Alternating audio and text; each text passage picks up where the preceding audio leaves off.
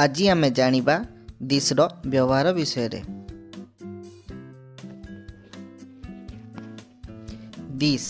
This माने होची एहा जे कौनसी जिनिस किंबा वस्तु आम आखि सामना रे अछि एवं ताहा आम हाथ पाउची से स्थान रे आमे दिस रो व्यवहार करि परिबा। आसंतु दिस लगाई केते गुड़िए ट्रांसलेशन जानिबा। यह एक कलम अटे। This is a pen. यह एक बही अटे। This is a book.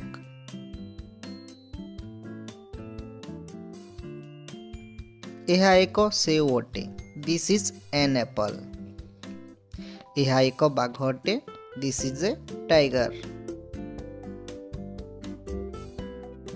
यह एक गाय अटे। This is a cow. यह एक कुकुर अटे। This is a dog. यह एक मांकड़ अटे। This is a monkey. यह एक छेली अटे। This is a goat. यह एक बालक अटे। This is a boy.